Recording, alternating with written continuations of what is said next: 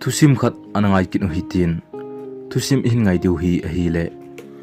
iso pe pau Tangpa Minneo vin a hin sut Janmang ana Himai le kiti lungsit ta love story khat a hi tun athusim chu anangai ki taw hiti kasen ka tui a ki patna kan ki pi ka gol pa zek ti bowa kana kozi u lelen kiti khat an ome kabol naw wang ho damphai kiti kho khat na hung khang len kai hlun e neu lai thu mangmo a ki sei chu a hi le ke le ka gol pa zek hi ngol na ki bang chi le thip na ki bang chi ka nei hlun e thim jil na lama zong koi manung del lo koi manung zong phalo ka nei chi hlunin hi nule pa te vai kon do zo khusung len tol achun ka ki chem jiu vin izat ki sei wangin thingthlang khu chen ta bang a hin khono na ding hi a ha sa tai somlen ki tyo wang chu an ki bol be se ta poi azi chu school kai na phat khat chu ahung hlung tai school ikai le alang pen a ki pangji a hin mi imun no pe le kha ki sim chu the ji sleeping parent an ki nei ji lai ta achun le kha sim ji in ke ni loi cha chun mol kana thu ji thlunin a hi ka kisu tu hlun po le ke ni chu thildang umlo gamlanga thingbong thingbai ki chama bu nyau cha ki sa ding chu a hi jing e le khasim kong ki pan hlun tan ni khat hi school kai lovin gamlanga ka ga ni hlum hlun tan hi le mi ki le phat in kong ki le hlun ta poi ni thla in ka hlun na chun tingpum to ain kilam tu hlun tan izanung ti ituntun ti duplewa ain jep hlun chu akap lo kom hlun ta poi kaka chai hlunin kyo ina bu ka ne khom hlunin akana hi be na nung bolo de ka ti hlunin hi chi ako na chun hoi selin le kha kani sim hlun tai ka golpa zek aung ki ti lo na hi Titanic film a golang pa zek hairstyle khu ka golpa hin na boljing ji a husunga no nau chpangzo sen zek ti a kain ko do kha u hi ama jong mingo o hin ka khusung uwa numei kaleng pi ho chun anavelal hle jiuve ki ho insung kimat na chu a hi le kapale zek pa hi ki be hlun a hi kapate ni o ka be ti a ki ko ji hlun ji chun ipi ki se a hi khet hlun lo wang a chun aka le ke ni jong hi ti chun o ka be tin kan ki ko ji hluni phalani kho ong chalen ke ni jong le kha kain sim zom jing hlun tan class 7 kan pha hluna hin ngol na khang jong ki chai tan ka to pi pen hlun chu le khasim le suti ni le loi chinga chi chu hi jing e ka ko wa ka kaina hlun a chun class 8 sim na om ta lo ji achun pungka khat kyang la ma ki zot namun government school a chun aban sim ding in kom hlun tai ka ki tot ji hlunin class a hoi pen nu ki a ding ti in ka ki nial ni hlum di ji hlun e hi chun lottery khain bol hlunin aman akila do tan aman hoi pen akil hen masa ding achun ka keu la hlun tai nunga umlo ding jong helowa omlo thir khat chu kan ki chu hluni school chi na masat pen ding ni kho hin mata in ka ki gong do hlun tan school uniform ki khel ji chun ka ki ve to hlunin iki won na hlun pi di na ding ham tin ka ki nui sat ji hluni keini ka azong chun zek hi akam tam thim di senin hi chun aman jong chi loite nunga ho mi na chang de atin thlai khong ki te hlung ke hlun tai lungge lamdang hle jing in sul ka hlun huna chun classroom ka kyol mo ki hlun tai ka be koi ki do ding hitam tin ka ki ve to hlun tan hi chun blind hit in mon khana chun ka ki mo tun lut hlun tan hi le alung mas pen kai hlun ji achun numei to na lang a kana to ka ki hlun tan nunga khat ahungin bro numei to na lang a hi e a hin ti achun ka za achawalin ka loi pa tu hu ta chu ka bengin na bek hin ki chai otin sal to na lang achun ka chi hun tan hi zek achi phe in nunga anu kom achun class 8 room 2 hina chuna tin agadong en hi le ka to na hlun chu anadi wang la ta na hi newcomer ho introduction ki phona e hin nei sa tawin hi le hilai achun nun hoi kiti khat kain mu do achun kanang gol di chani alang khana zek in jong ki phona gani a my name is Zek and I am from Dampai village a hinti achun mizo sin a hin ho so jing tawin hijio achun jingka aga do nu chu anaveden kinin brick kai nei uchun achi pheijalin nunga anu min aga dong tan hi le nu mei nu min chu rus an hidan hi akipa dan chu chaga noimu abang jing in classroom sung chu ama dinga Titanic kong sung na bangdan hi tai first day a hi wang chun mi tampi to kong ke tawin aning khatna kana ve chimmo nun hoi to jong chun apat na dingin ki khut san na kana nei hlun e Hichin nila awang chu Janmang anom e ipiba ki sei beding ham. Nila in kanunga mulun ho ka sei khomlun tan hi le China in Rose helding thu ahin pando paijing in kezong nga aswat lovin nun hoi helding kati paijing tai hinla nunga heldan ima hello ki hiji chun angal kabang jing thunin kabe iti heldi ta ong katile heldi hijing iti lo thum lo ti na pangcha he jing e kezong kanom tan plan iti ka gon wangin alung theipon nisi in Rose le nun hoi chu ka game le hlun tan hi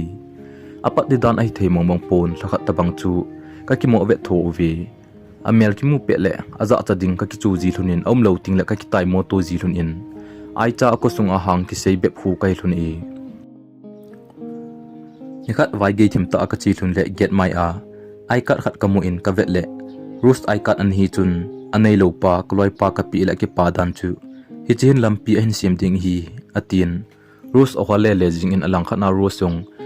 ai kat holin su hlei to hlei na thoki ni akisu tu hlun chu ka gal vet en ka chuti nui sanin om dan chu ki mai ngal hle jing hlun dan hi tai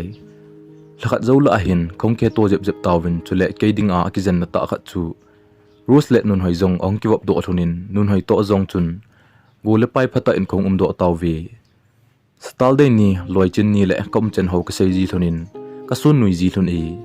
thim vet na ma sa pen kain pat ding ko nu vin zeknin min lekha hoi selin kisimte ki feel le aini lekha sim ta sit thum lowa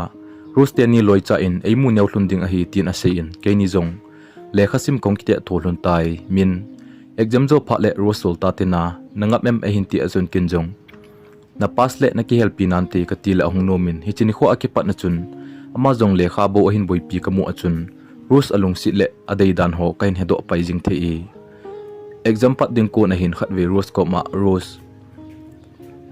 Zek zong hu namin ki pha le lekha sim apon tho mong ta e tia to le ta go ma ka sei le hin noi sa nen ka vet le kinep na thim je chun ka sei ban ka zomin ai poye kaloi pa khun nangol pi hi te Rose ai theile alung sit na hu het pi le chun ka ti le min aphat phat nen ponan ti ki hebe ma ibja hi te achu thu na mo sei jing ham lekha hoi selin ki simuti ati phat na chun ima ka sei bet ta pon exam hall ka lu taw ve kain ji chai thuna hin example thu ka keu thun le ka be tuni to aba le Rose hel the hi abona kan ji chai ke hi e ain ti achun ka ki pa pi le jing e hel de ta pasal idei le hel ding hi jing chu ka ti pin in lam kain zon thun tai akem bol dan ho ka vet le ke jing in jong ki til kho na in ka nei in lo thin na te ding ki bol tai pathin lung sit nin thim vet no zo si kain chai tawin exam zone ni la in Rose le nun hai chule ke ni ka bon win ne the ka ni khom win hi chi achun ke le nun hai a chomin ka to thunin ama ni ka kheu sa thunin hi kin jong nun hoi koma hoi naloi nu hun dong ma nei ham ka ti la hin sian in tut an kiniam le chun hi chi hun dong ma hin nei na ta abila dong ma thu lu lo hi a hin ti in jeka dinga zol dinga ka seile apum ngap chat hi in ka SEIVAL ji achun ka zo chanin hin sei nang ni sir 18 hi chun kongki khen tawwe ni la hin ki ho ina ka gi khom thunin atu sei dan ho ka ngai le hom chen ho gein Rose alung sit dan kamudo in walbe sen hi o ka ti le a serious che jing in izat ka sei wang achun Rose a hel do lo le ki thap ding ki goliwin lekha le pen a hin ki la do in lungsin a lekha thot a hin ji pantai kau pi wang in eidon but tapon kau pi te le ana thip ta dio ka idea the hi e ka hel do lo le nang ka vo ding na hi e 18 kinjong pun ka ki khu in kana im hletai zan khang laijin ka zun hong so in ka kha do le ana imunai pon pung ka vet le somla khat la ana thingtan ki muno kho wa lo ding na hi sa ham ka ti le aji chai to ki to chen hi chun ka ki chol hun tai jingni kho hin lekha pi ding ka ti hlun tan hi le ipi ahin ngai to ken hitam pi ding anom ki tapon za char ome azole loi cha hi na boi khan te atin kala api ki gu te le asial cha khenen olin ki pitan te tin aki pu dup chet tai school ki khena hin nun hai thu ka do le aki doi hi ke chunga jong ahonglung hang gu te 18 ki phatlam wang chu am thowi je ka he sa num pon apat phat na in ka sei pin 80 khong ki pe le o hitam kele nun hai khong ki ngai do thun tan aki hello te ni zo chu khong ki ngai do am se jun thun tai Keni wang chu ka kya boy pi be hlun pon atam zo in Rose zol do te ding bo ka boy pi uvi thu izat ki sei wangin zek in zong ateina khial pon Rose yong achuti be ai ken in alang khana kele nun hai chu kachuti kinil den ji hlun tai result ong so do tan bang phat te in jek zong thar rengin ong lo hlingin ka bon uvin top 10 sunga khong uvi ki pa pina in ni in center face khlai chu thet uvin in lang azong kanule ka pa chule jek nule pa in an kong i cmp uvin aki pa dan chu tu hin kain he thim pip nala e result aso do aki pat na chun jek le khasim aki su kit tapon am do si le rose min bo pha jing ke tan hi hi chi jo kha zo hin nun hoi in le kha khat hin pi in jek a ding a hi e rose in a hin pi nang sim ding hilo pi cho 18 ki pa ta in ni hla le sim cha ding ka potai ni hla in jek te na ka chi phe in le kha chu ka pi le aki pa dan chu asunga thum ho ima he nai lo wang achun ipyam khat ki sei abang jing in kinjong hin sim lo yo ka ti le a hin sim zo chun thip chen in a hin vetai ipi a hin se yam ti aka do le amai a ki simin pinden langa alu nin kot ki kha khum tai iti ka ko wangin ei don but tapon thip chma ka ngai le aka gin ka hin zetai kalung lai chu ana thlajing e aji chu kamai a ka gol pal so nam satna pen a hi ji achun ke jong lasit na lin ta khan in kanei do tai ima a ei don but lo pa na chun ke jong thlasita in langa ka kile tan a hi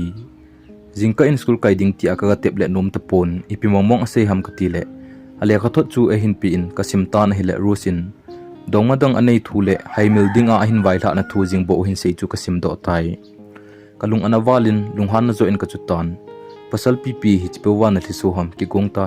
kin bol na ve tang ipi aki gial ham bol thei ki suten hi le ata to chena ka bol cha ding hi ka tin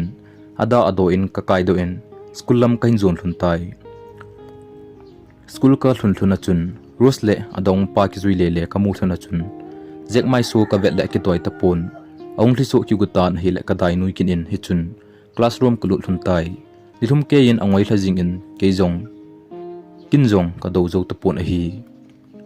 break ka nei ohin ong pot do nom pon hi chun kin jong jun tha to gomin nun hoi ka ki mu pi in naloi nu khu ipi bola ki sa ham ka ti le na he chula tulai nu me ho chu a bol te ho bo de u hi chu me ke wang nang bo ka khilen thu hi za hin tin agingai pi pa hin khoman ka do le khalam le nei le kowa miu cha chu hi pon hin la khamna thei a ki chem khat an hi e hi chu rosin an he poi pamai ka sale jing hi banga ka gol pa in alung sit hin sa a don lo chu ka le tangtel ki si tan ka bang jing in ima hello nun hoi chung achun ka chu ti phun ta na hi asalai a hin khoi kha ni le amai kha na ve to ka ti pin hi chun kong ki le tai nilha lang a hin jek nu in a hin kovin min naloi pa khu kon ipi a hin sei pi ham tuni zu a hin do nei a hin ti achun kalungchang a koi na ding ka hepon ka hlai zelin ka gavet le alup na a kham puma ruslim a ki koi khat avet na ana thliso ka mu achun ka chi phein ipi bola ki nei ni ham nang hi bong anek su gen the a chu kon het pi ding nei sa ham mingol ho don se ngai lo a holin hin mun ve ta ka tin a hi le hin ko in min mi anga apa hoilai achul ding pamai ka swale eti achun ke jong ka hli so do leutan hi lin pathini lampi hin kong nan te ka ti chu aban seiding kama mo tai thim ve na hum ki tan hi cha chun jek alo hling zo ta poi rus an lungdong kein min ipidia jek fil ham a hin ti chun kinjong lunghang ta in ka yang ka min nom chen jo si chu vele chun na he jing ding a hi ka ti pin ka da thatai rusung alung no mo hle in jek ke hu pi tan hi le jek wang adam modan in akile min alung gel a ha sa ding dan ho wang ka gel le ka he thim jing e hin la ke het khelama apona na sangjo ding a hi kin e lungsin na kiti wang hin mi min kho khial thein thine theimun akun azong a hu do the a hi thei ding sa jong a hi mo sa jing the thanei ta a hi he na pha a hi result so do masana ki pa ta ka khom wa to hlasita akom khom chu kele nun hoi dingin alang khana ki pa na hi jong le jek dingin wang nuina phat khat poi hichin hla chun in ka kile ge jep than nom ta nun hoi te na ki ban pa thunin a hi kong do thun lang in lam kain jo jing lai thun in rus kanung lang thun a kona ahung thlai chu ka kal mu thunin anunga dong mo pa in a hindel ka mu thunin jek in adel pai ki ko in ka khamin ka ve thun le adi lo ding thil a hi pha na chun ka ve thun le ke ni kom thi delen a hindel tho achun thilpa ki bolgu a hi lo chu ka hetan min jek tia peng liwa hongza ma chun kanung lang thun a ka sel thunin adong mo pa chu ka kheu pi tan hi le aki dai danin ase in hin la rose mai so akuna chun azo ase hi ka he in su min sit dinga agel khet pha na chun zengin det ngai lovin an hian chop thata na hi le atha lo ding pha na chun ka tu tangin Rose tu ain chanu ka tha hlun tai yo lo be en kong ki hian uvin ke ni zong lungdong ta en thip chenin in lam kan jun hlun ta na hi jingni khu in school ka in ka chi hlun ta na hi le Rose mel akimutapon zek zong alung hel len o ka be ni thla le Rose te na ki bang pa hi te o adam moham ipti ham gaput chin hi te ka til ada in amai mungam pongi nanop le ki chi o tin kinjong ima ka sei be ta pon hi school ki hianin nun hoile zek to ka kilhon do uvin a hi le get maya Rose ana dingin zengin amu achun aking lap jingin zek ningai demo in lungsit na hi thim lowa kan gen thei sa atu hin ka gen thei lo tai naminin mosit changjong lang tu ni akonin wang nang adingen pangtangi zek kain lungsit tia ki songlel ta ain se achun ka golpa zek ki pa nami li so sa tai hichinia kona wangchun hin khuman anom hle jing tai hinla kamiwo thlun pa thu chu school a analung ta na hi le azingin principal pa officer tingpum pola line kong chi jep tawwi ana hle wangin lungtup khat mon sona hi je achun athu nom hle tan hi Rose an ki phat lam hle in keile zengin ton in kale sei pi hlun tan hi le ahunoi do in ke holoi chali chun koima eng lo hil in ki pa ten thimjil na lampi le lungsit lampi kain zot khom uvin class 10 chen ge chu ki khen thelo hilin khong ki pol uvi akuma sima ki khen lo hila hong ki wop jing kai pa nu chun ka ki ngai lut naw zong aja chombe in khat na adang zo si chu kan hi ji tawwi Rose le zek chu seilowa aki ngai lut dan hlun le akilung sil hlan hlun dan chu tu chen in ka gel ji in ka la le kal su pi na jong da poi ka ki pol naw sunga mi se set ki ti chu kana chang povin thilpa bol ka ki te jing uvin thimjil na lam a jong kong ki to del pe uvin hi class 10 exam ho jong kain chai su tawin adin I ho tinglang mi te dingin metric pasi lol hin lin ta in inala uvin ke ho jong pathil lung si zalin first division in kongsu ke uvin hi le ka ki pa dan chu ka liu ka ki thi pi to uvi hichini ho lung gel chu ki sei mai le harmon tik le jing in lungin agel lo jong aki sei do da poi aka le ki chending thu po ka sei uvin kanoi khom uvin chu in nun hoi in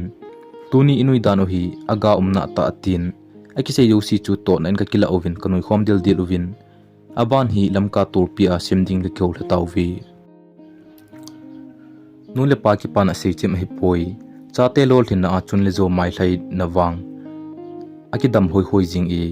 ma ban a ding kong kyo taw vin hi le lamka reibona kai ding in ka kyo hlatau vin hi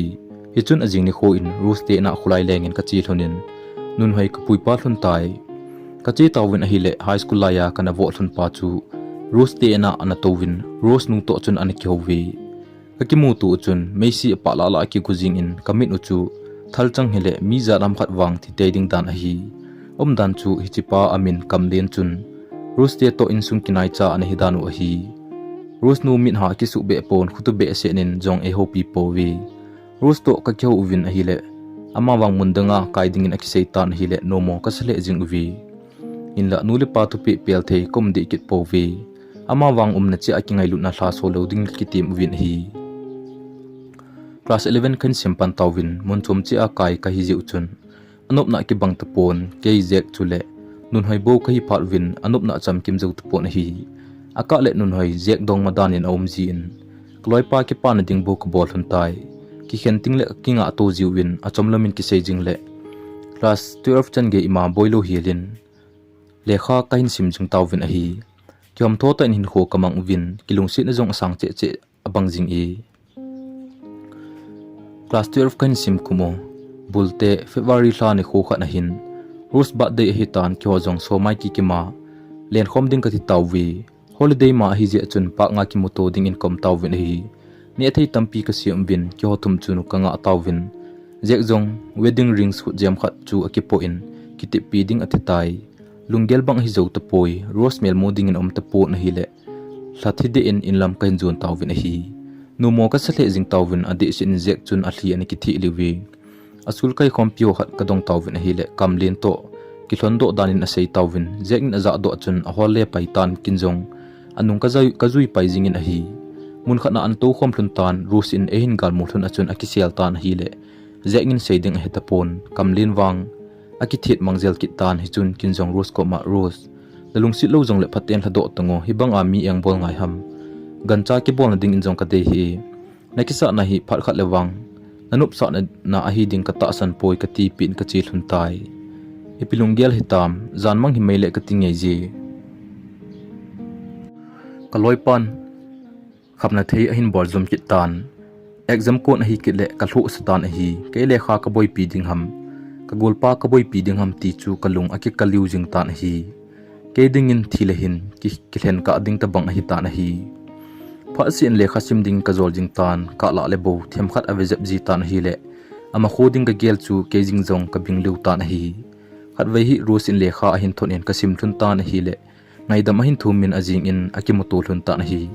ahin kho aki khel pai jing in le khasim ahin bor pan kit chu pha zo hoi a hi kit ta poi ka gel ji in angol kas ka hi sa na kom jong om da po na hi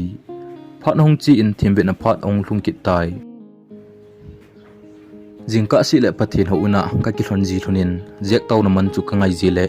ama ding ta sangin ros lo thin na ding in pathin hi nga taw ji tai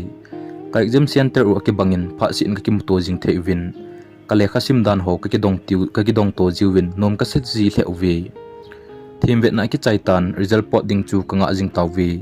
hi chilai ta in khat ve ros nu hin jek ong ho se tan achanu to ki cheng dinga dei lo dan ho adei chan ong ki sei tan hi le jek ding ka gial achun kanu ugui abing lu tai suni hlumin akamin ka hu pi wangin idon but ta poi nila in nun hoi ahongin kamlenin jek chu lo chang le dana ase a rus nu koma aga he asit a hi rusin jong imzo si a he en anu in wang apot do sa ta poi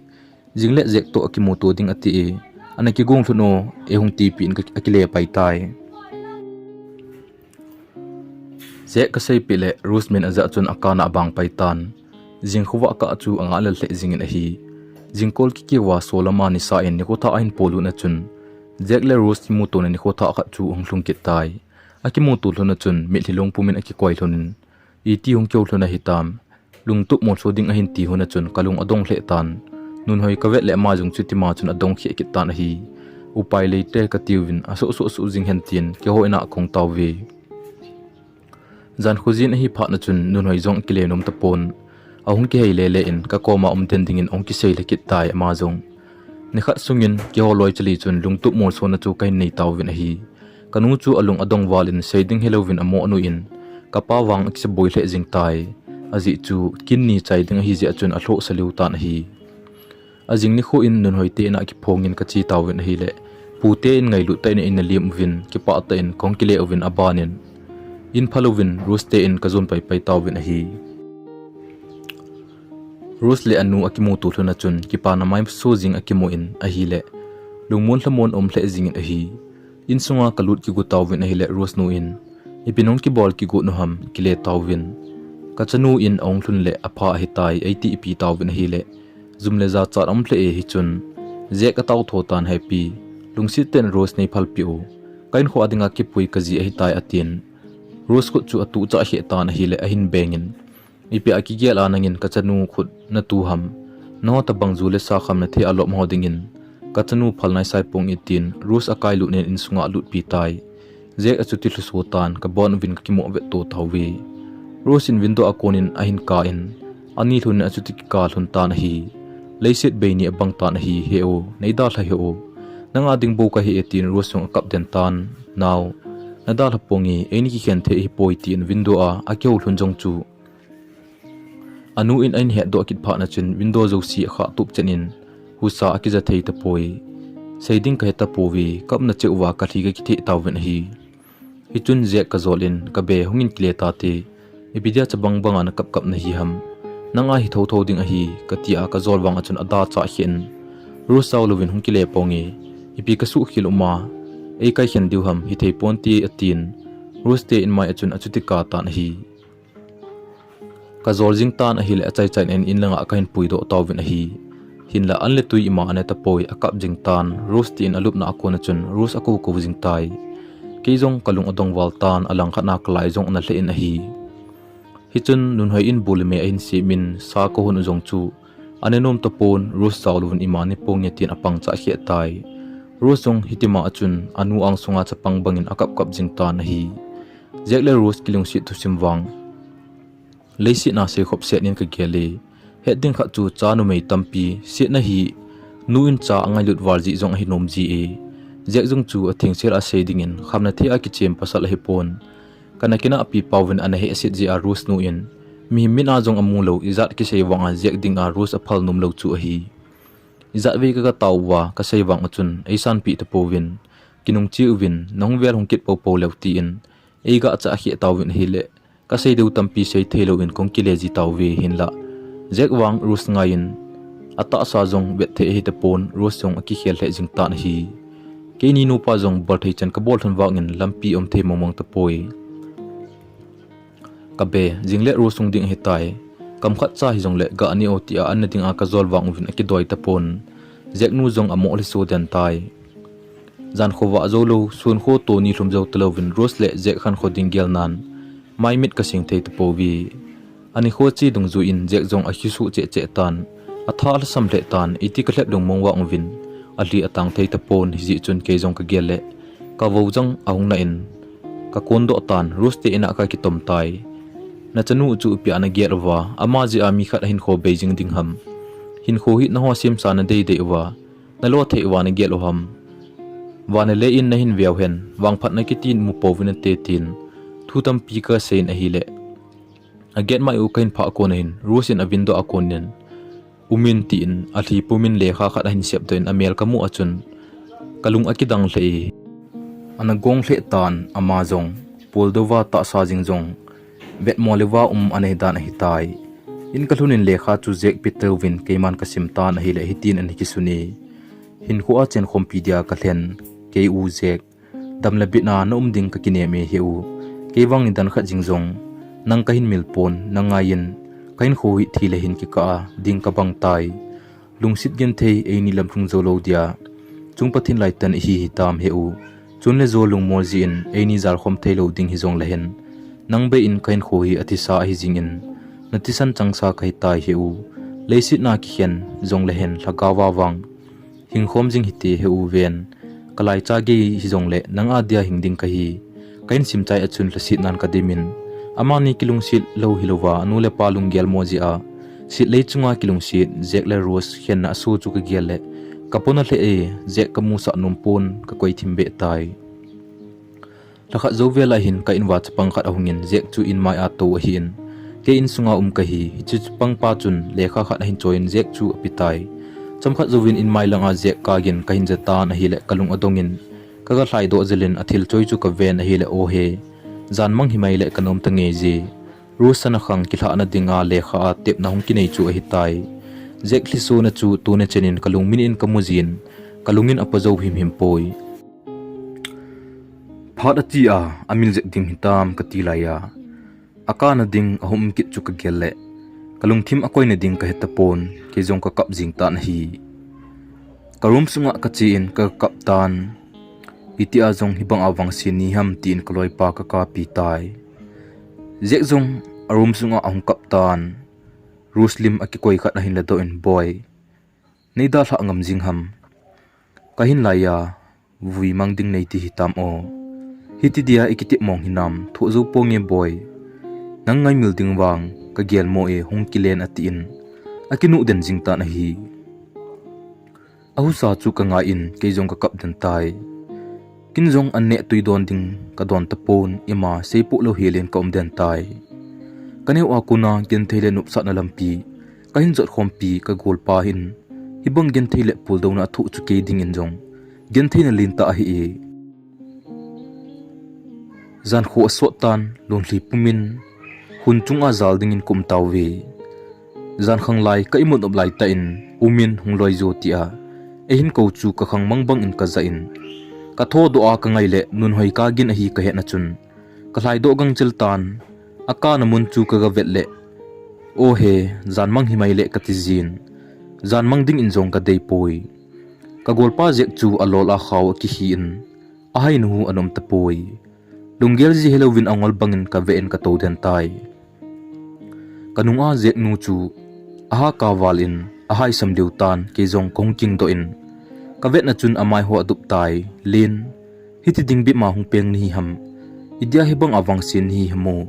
ke chung zo alung hile kanom zo e epiji ana lagaw jingjong itlo ni hitamo tin lungin ejat gel jong le kamin aphon do zo tapo na hi khuwa helin kum nalam jingjong kana hetapui ka golpa chu ka vein pha chi dan ho ka gel ji tan a hile kalung helle kalung na akhal chop den tan hi kali ki thi in mi hom chen chu kamo ve jing tai chom khat zovin rus ka pumpumin ahung tan kamu achun kalung ana walin kalung sung chu me am kisun khum abang tan hi hinla ha sading dan chu ka gelin hi le ka wojang ahung na in hinla kalung han be se je chun kasi ka so tan to achu na lung thlai hitam na dei bang na mol so telo ham abana nu chalun a ipin dei be na lai hlun em ke jong kom na lai e katin ki sen tan hi le jek nu in ei khamin rus chu a hlemin boy ipidia thisan ka pi ham chen nanule na pa in kyo chunga mi thli sending in phal poi itin ke kom achun Minneo boy i bai lo du ham i chanding walom lo hi jong le ikila adu Himai e thingle song pel thelo hi tin ka kap khom taw vi ka gel chan in kalai ana in minu khat lung mol ji a mi kha in kho man jing chu ka gel le ka po na sang le jing e rusin je ka tan heu NGAIDAM na thu be niza sa loading ham ati in ima sebe thelovin hopi theitelo alung achung achun akinu den ta hi zek chu ko in heu ikitip na hi ka changa kain mol so zo lo le NGAIDAM in o hinla kewang nang tailo ang dang koi telo ding ka hi tin akap den jing tai leise na kisem chu leise na kile dingin ilhe uzong leng hla do na kanai tawwi ain kho tu sim hetim zo sen alainat pinaw lun hli kan thi tawwin William na kana bol tawwin hi Rosini dinga kitep sa chu avoi tawwin izat asewang win anom tapon jinei sa kai tai kavel jinei sang in nei that tawwin tin apang cha he tai aphat na thin phanin jek thisen akizil naw cha miel nga theiding kamune diu thu ka za uchun ke pala thlasit ka kop tawwe Rosin naw hin vop tan aguin anu in su thla ding to gon an nei jing in hinla Rosin wang acha thi pia ahin pi ding in akitem tai athalin phanin chapa khat hin nei achun ka ve win hila pa lo hle jingin hinla koi chanding wang koi man ka se ngam ta po ve Ros ong oldom phat na chun Rosin naw sen chu jek te ena ahin pu in heno hepa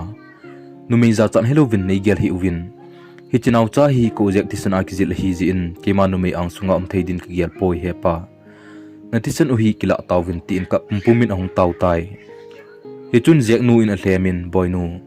na chunga hlesin ai ma kanei po ve lungmong jingin omlo ho thu se lo ding hi tai ai tin kamau nu na hi jinge ti in akoi tan a hi rus nu ong lut in abo khumin jek nu le pa ko ma NGAIDAM thum tai jek nu le jek pan ipia kapana ipia ka chai ding hitam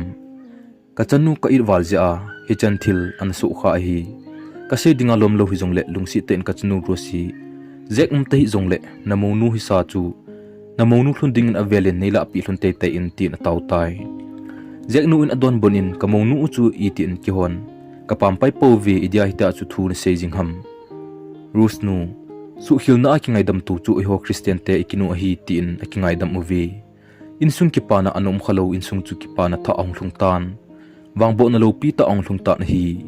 hinla akala akum le jek lungin ahung langji in mi hliwang ki sel zo him poi nawcha chu jek pa min kalo sa uvin selin mang kan sa tawvi atamzo en ke chu he pa itiji in apa sa a ena ne uchu a hi insung khan khochi so ka gel ji in wangsit na thlung zo si chu Janmang Himai le katijin lonli kathi ji tai Janmang Himai le tusim a chaina chen ge anangai jo si chunga ki pa thu kain se e mabana zong en ngai pi ki jing ding vin kain tem ki ni tusim aki chai tai tusim aki pana kuna ki chai ni ki anangai jo si chunga pathin pathin bo chi taw hen